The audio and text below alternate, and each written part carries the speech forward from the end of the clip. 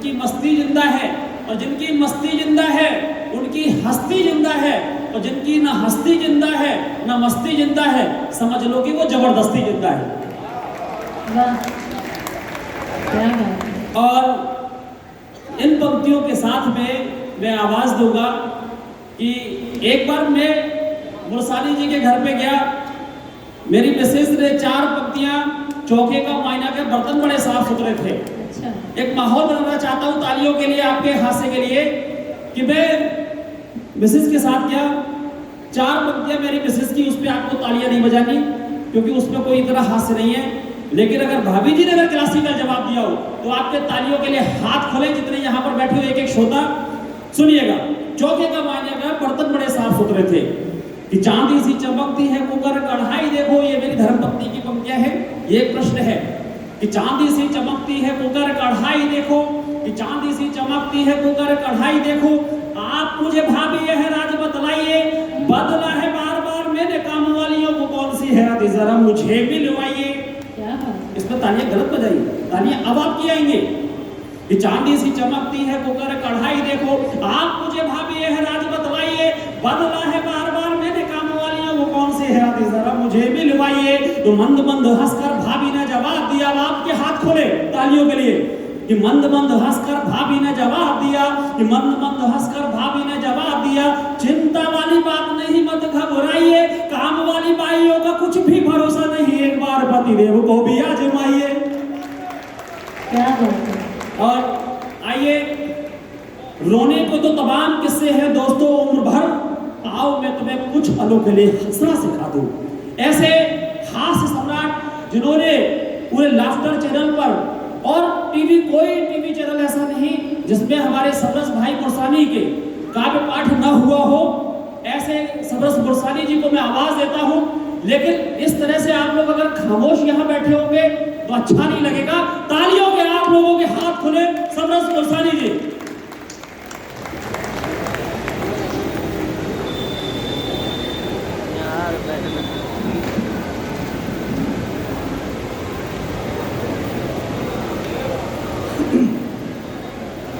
अब क्या आपके कानों में आकर कहूँ कि ताली बजाओ? थैंक यू, धन्यवाद।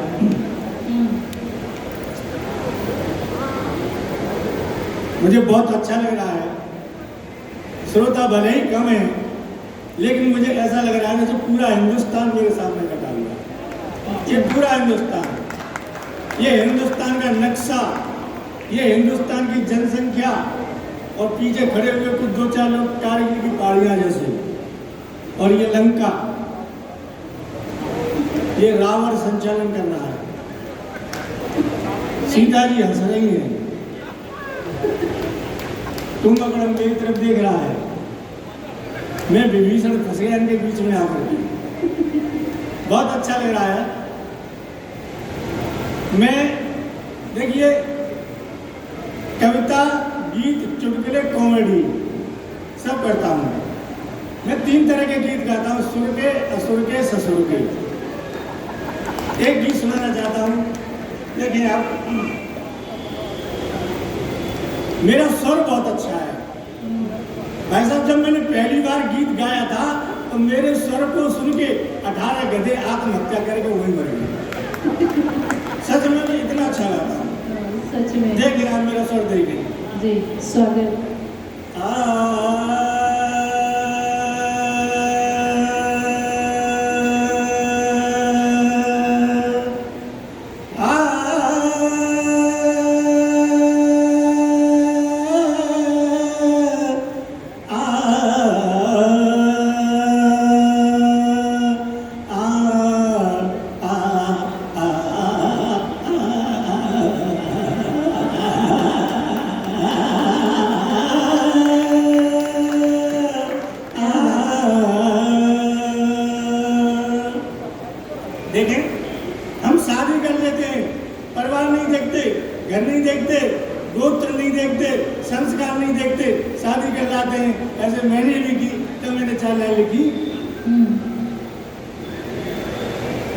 मनोहारों पे धन फूंक दिया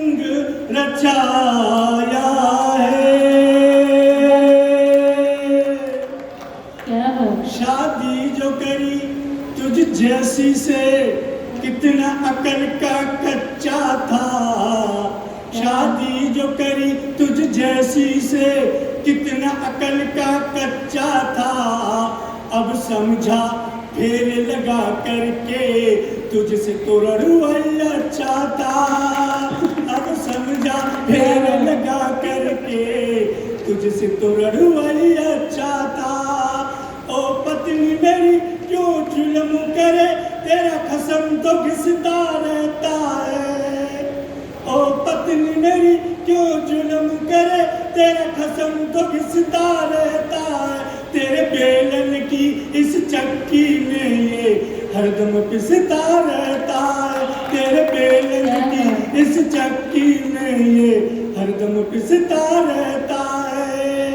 तेरी चप्पल से पिट जाऊं, तेरी सैंडल से मिट जाऊं, तेरी चप्पल से पिट जाऊं, तेरी सैंडल से मिट जाऊं, मत इतना मुझको मार तू।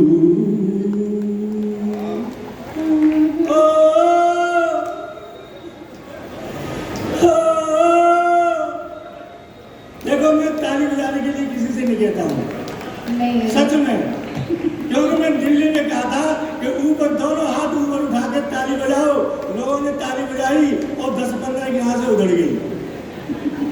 तो मैं किसी का नुकसान नहीं करना चाहता। मैंने तो ताली बजाने का एक कोड वर्ड बना रखा है। जब मैं ऐसे करूं समझ लो ताली बजानी है। एक बार रिहर्सल करते हैं।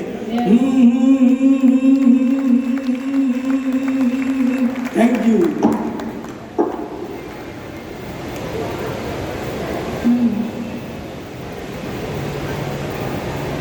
निज मन की व्यथा निज मित्रों से ये बंद कभी बतला न सके।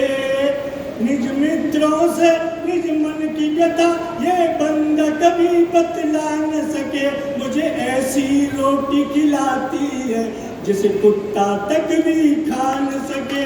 मुझे ऐसी रोटी खिलाती है जिसे कुत्ता तक भी खा न सके।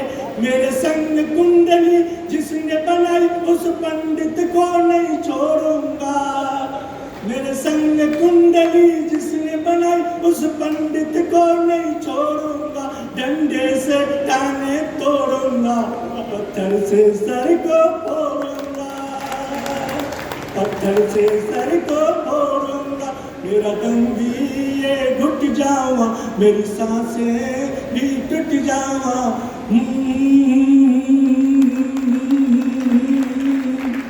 वास्तव में आप बहुत बहुत अच्छा सुना है।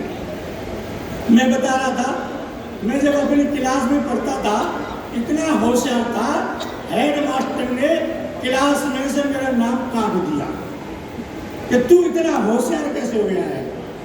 बचपन में मेरे पिताजी मुझे विद्यालय में जमा करने के लिए ले गए। हेड मास्टर से बोले इसे जमा कर लो। हेड मास्टर ने मेरी तरफ देखा, मेरे पिताजी से पूछा, अच्छा ये बताओ ये किसका बच्चा है? तो मेरे पिताजी बोले आपका ये। अब मुझे बड़ी शर्म लगी, मैं अपने बाप का मास्टर से कहे आपका। मैंने शर्म से नीचे को गर्दन कर ली। हेड मास्टर मुस्कुराया, मेरी तरफ देखा और मुझसे बोला बताओ ये किसके पिताजी हैं? मैंने कहा आपके ही हैं। अब तो हेड मास्टर गुस्सा हो गया, तू साइंस जानता है? मैंने कहा जानता हूँ। बोले एक सवाल बता। मैंने कहा पूछो। मास्टर ने मोमबत्ती जलाई, बोला बता मोमबत्ती में प्रकाश कहाँ से आया? मैंने मोमबत्ती में फूंक मारी, बुझाई। मैं बोला बता कहाँ गया? मैंने कहा मास्टर जी ये प्रकाश जहाँ गया है ये वहीं से आया था। तो मास्टर कह रहा तू गलत जवाब दे ले, मेरा भी नाम रतनलाल मास्टर नहीं। कल तेरी कापी पर 2 गोल गोल अंडे नहीं दे तो तू इतिहास जानता है? मैंने कहा जानता हूँ। बोले बता हिंदुस्तान की जनसंख्या क्यों बढ़ रही है? हिंदुस्तान की जनसंख्या क्यों बढ़ रही है? मैंने कहा मास्टर जी इसका तो तुम्हें पता होगा क्योंकि तुम ही शादीशुदा हो। भाई हम तो बच्चे बच्चे हमें क्या पता, तुम मास्टर हो, तुम ही बता दो हिंदुस्तान की जनसंख्या क्यों बढ़ रही है। मास्टर बोला सुन बेटा मैं बताऊं। मैंने कहा बताओ। बोला सुन, इस हिंदुस्तान में 1 मिनट के अंदर एक महिला एक बच्चे को जन्म देती है, समझे। इस हिंदुस्तान में 1 मिनट के अंदर एक महिला एक बच्चे को जन्म देती है। मैंने पूछा मास्टर जी वो कौन सी महिला है जो 1 मिनट में एक बच्चे को जन्म देती है, क्या उस महिला को मुझे दिखाओगे। तो मास्टर बोला तेरी समझ में नहीं आ रहा है। तो मैंने कहा समझाओ। समझ बेटा, मेरा मतलब ये है जितनी देर में तू अपनी एक सांस खींचता है उतनी देर में हिंदुस्तान में एक बच्चा पैदा हो जाता है। तो मैंने अपनी सांस रोक ली। मास्टर बोला क्या कर रहा है। मैंने कहा एक भी पैदा नहीं होने दूंगा।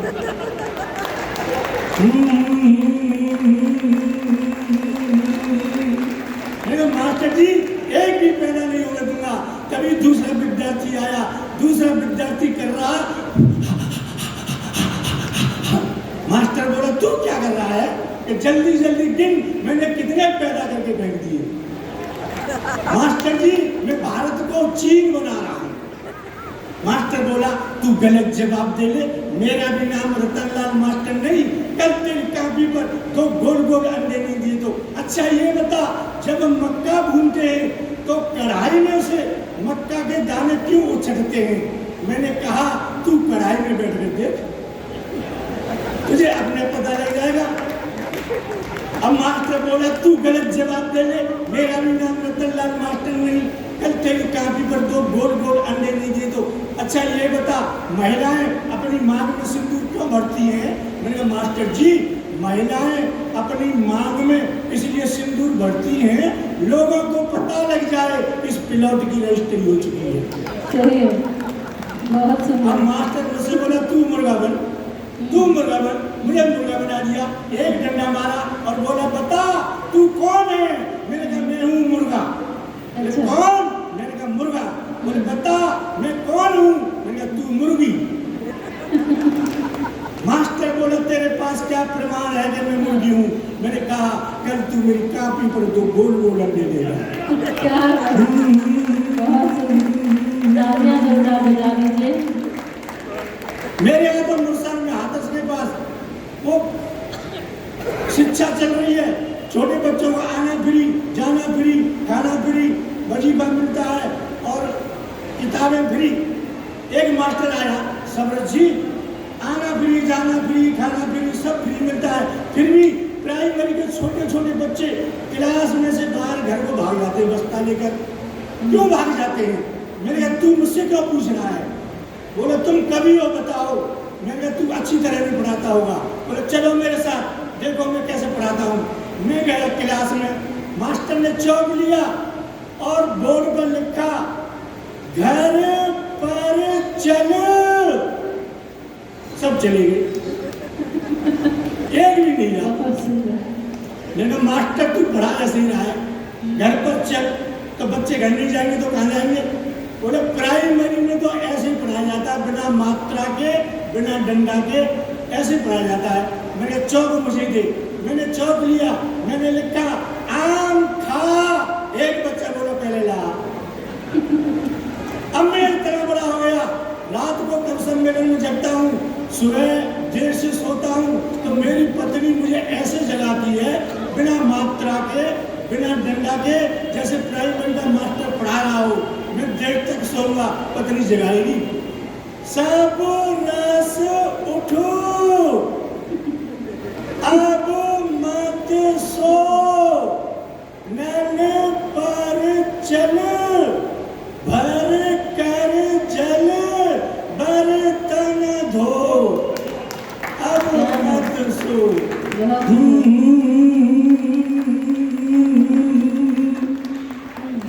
मेरी पत्नी बोली फालतू बातें करते हो। हमारी कवित्री जी हैं, कितना अच्छा लिखती हैं श्रृंगार के गीत।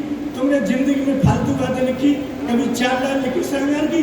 जब पत्नी ने 6 लाइन किया तो भाई साहब मैंने 4 लाइन ऐसी लिखी श्रृंगार की इतना अच्छा तो तुलसीदास भी नहीं लिख पाए, वाल्मीकि भी नहीं लिख पाए, लिखेंगे कहाँ से? वो है ही नहीं। क्यों? सूर मरे तुलसी मरे, मर गई मीरा दीवानी, अब कोई है ही नहीं। सूर मरे तुलसी मरे, मर गई मीरा दीवानी, और कब कुल में एक ही बचे, वो सबर समसानी। क्या बात। तो मैं ही लिख सकता हूँ। अच्छा, मेरी पत्नी का रंग कैसा है? जैसा मेरा पैंट। अच्छा, मैंने कहा तू श्रृंगार करके आ।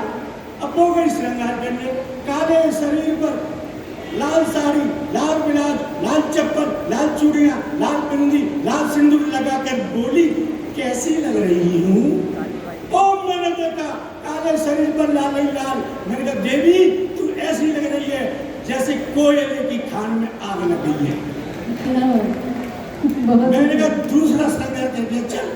फिर गए श्रृंगार करने, काले शरीर पर पीली साड़ी, पीला बिलाज, पीली चप्पल, पीली चूड़ियां, पीली बिंदी, पीला सिंदूर लगाकर बोली, अब कैसी लग रही हूँ? मैंने देखा काले शरीर पर पीला ही पीला। मैंने कहा देवी अब तू ऐसी लग रही है जैसे सरसों के खेत में भैंस घुस गई है। बोली फालतू बातें मत करो, तुम गीत सुनाओ जल्दी से। लेकिन सुन, महाकाली मैया सी तू, ये घोर श्रृंगार है। महाकाली मैया सी तू, श्याकाली कढ़ैया सी तू, बरसी तू ततैया सी तू, मरखनी एक गैया सी तू, मरखनी एक गैया सी तू। लेकिन मजबूरी में कहता, लेकिन मजबूरी में कहता, सोच रैया तू, आई लव यू, क्या बात। I love you. बहुत सुंदर सुंदर सुंदर, बहुत वास्तव में सही कहता हूँ मैं। अच्छा दादा कहता था, मेरे मोहल्ले में मेरी भाभी रहती है, इतना बड़ा बिंदा माथे पर, इतना बड़ा बिंदा। मैंने कहा भाभी जी हमने तो पहली बार देखा है, इतना बड़ा बिंदा क्यों लगाती हो? भैया जिसकी पत्नी जितनी बड़ी बिंदी लगाती है उसके पति की उम्र उतनी लंबी बड़ी होती है। तो मैंने कहा हमारी पत्नी तो हमें मारने डोल रही है, इतनी सी लगाती है। अब वो चली गई, अगले हफ्ते मिली तो बिंदा से बिंदी हो गई छोटी। तो मैंने कहा भाभी जी आप तो छोटी बिंदी हो गई। तो बोली तेरा भैया बीमार हो गया है, तेरा भैया बीमार हो गया है।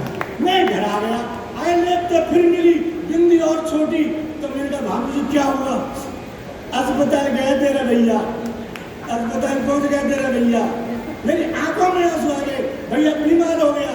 मैं घर आ गया, अगले हफ्ते फिर मिली और छोटी बिंदी, जैसे पेन से किसी ने पॉइंट लगा दिया। मैंने कहा भाभी जी क्या हुआ? इमरजेंसी में भर्ती हो गया रे, इमरजेंसी में। मैं भी रोया, घर आया, अगले हफ्ते फिर मिली इतना बड़ा बिंदा। मैंने कहा भाभी जी क्या हुआ? मैंने तो दूसरी शादी कर ली है।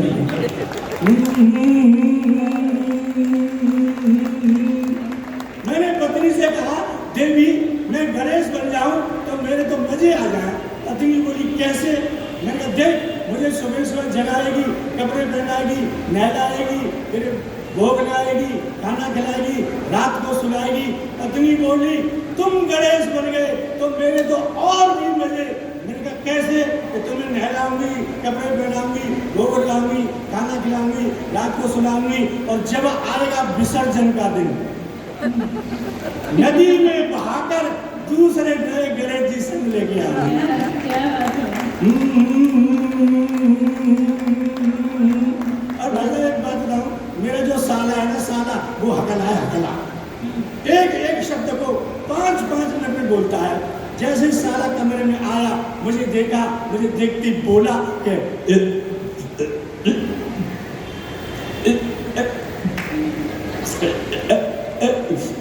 मैंने कहा होगी राम नाम? बट 5 मिनट में राम नाम नहीं कर पाया। अगला मैंने कहा देख बच्चे स्कूल गए, तेरे लिए खाना बनवाऊंगा, ये 100 रुपए ले, तू सब्जी लेके आ। वो बाजार में सब्जी खरीद रहा था, वहां एक सिपाही आ गया। अब वो सिपाही भी हकला, वो मेरे टका नहीं था। अब वो सिपाही हकला, अगले सिपाही ने मेरे सारे से टाइम पूछा, टाइम क्या हुआ है? तो मेरा साला बोला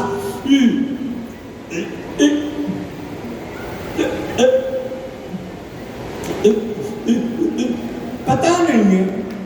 क्या हुआ? सिपाही बोला मेरी नकल कर रहा नकल कर रहा है मेरी। मेरा साला बोला तू ही कर रहा है। क्या बात? सिपाही बोला थाने चल। मेरे साले को सिपाही थाने में ले गया। दरोगा से सिपाही बोला दरोगा जी नकल कर रहा है मेरी। मेरा साला बोला कर रहा है। अब दरोगा को आया गुस्सा। दरोगा ने डंडा उठाया और दरोगा बोला दोनों अंदर चलो, दोनों अंदर चलो। अब वो सामने को लौट के मेरे घर आया। मैंने पूछा सच सच बता तू कहाँ जा रहा है? तो बोला इंटरव्यू देने जा रहा हूँ। इंटरव्यू? मैंने कहा किसका इंटरव्यू देने जा रहा है? रेलवे में। मैंने कहा रेलवे में किसका इंटरव्यू देगा? कि रेलवे में किसका इंटरव्यू देगा? बोला अनाउंसमेंट करूंगा। बहुत सही। मैंने कहा हकले तू अनाउंसमेंट करेगा रेलवे में तू? हाँ। मैंने हकले तू? हाँ। मैंने तू एक वाक्य बोल के दिखा दे और मैं तुझे यहीं पास कर दूंगा। बोले तू पूछ। मैंने कहा बोल। पवन एक्सप्रेस प्लेटफार्म नंबर 1 पर आ रही है, तू बोल के दिखा दे। तो वो कह रहा